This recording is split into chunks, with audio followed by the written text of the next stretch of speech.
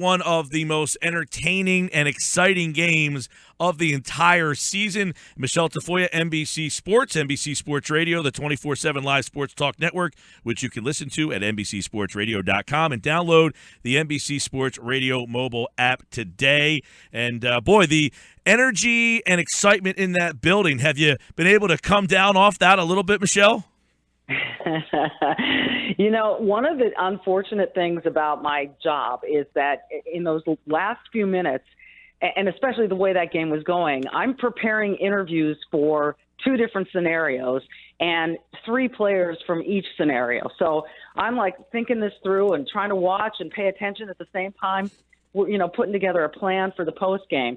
But I will tell you, it was wild. It was fun. It was depressing for the Denver fans. And it was a really good game. The first half was all defense, and the second half it completely changed. In the fourth quarter, I thought Trevor Siemian was really, really good.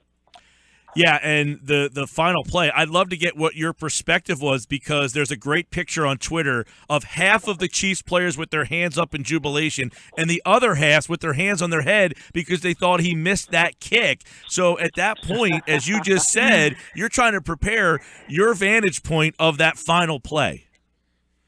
Yeah, I was on the Denver sideline, and so he was kicking from my left to my right.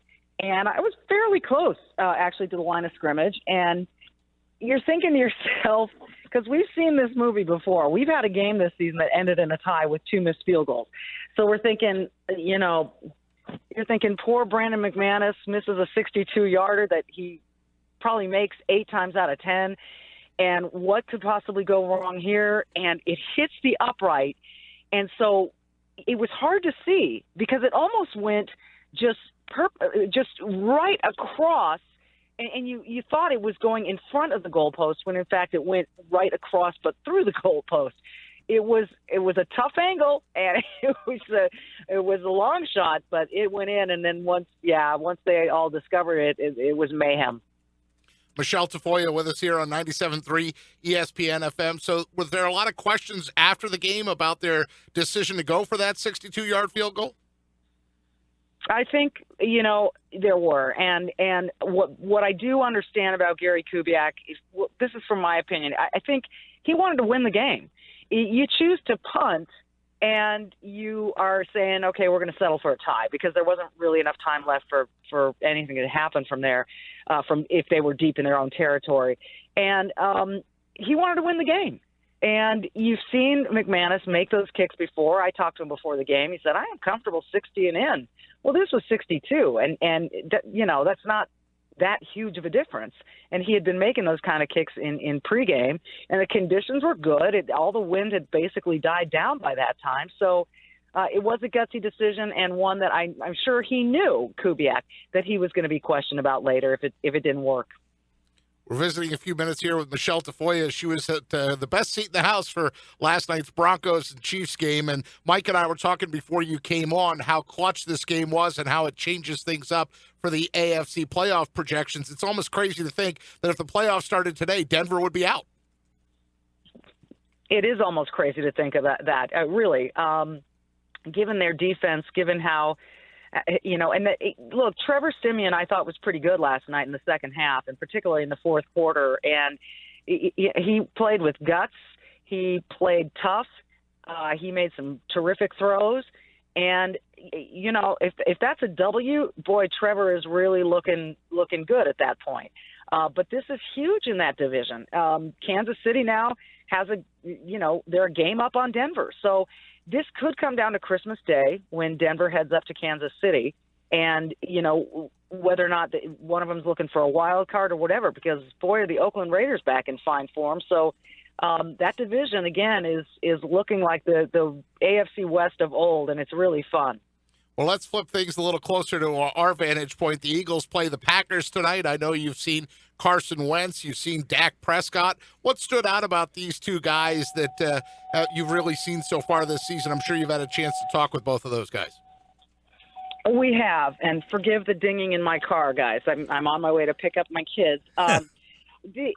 What I appreciate about both of these guys, and I think let's start with Carson Wentz. Everyone knows he's really super smart, and he was going to be able to handle whatever offense they wanted to give to him.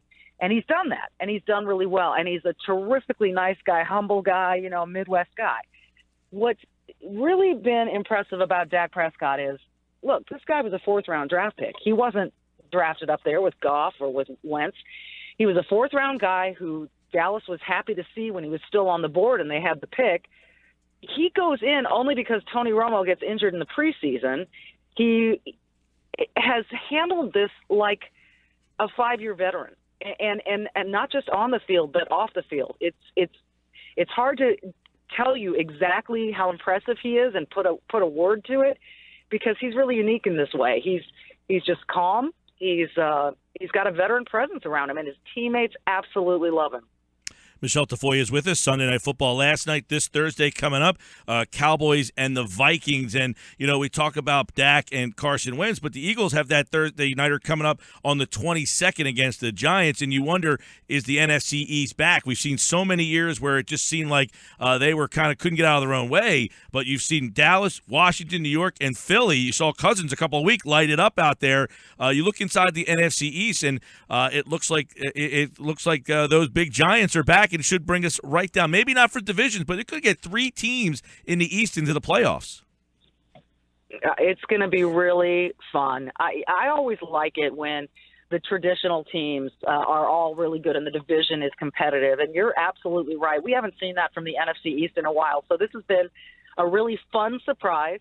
I think Dallas obviously is the biggest surprise because you wouldn't expect a rookie to come in and do what he has done.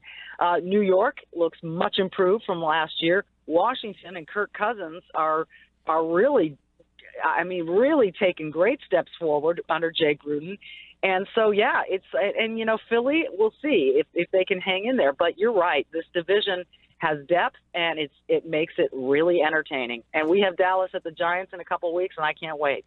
Yeah, that's, of course, another big one in the NFC East. And don't forget, Thursday night as well, the Cowboys and the Vikings. Michelle Tafoya, Sunday night, Thursday night football, NBC Sports here with us on the Sports Bash 97.3. Michelle, enjoy the couple days off, and we'll see you on Thursday night.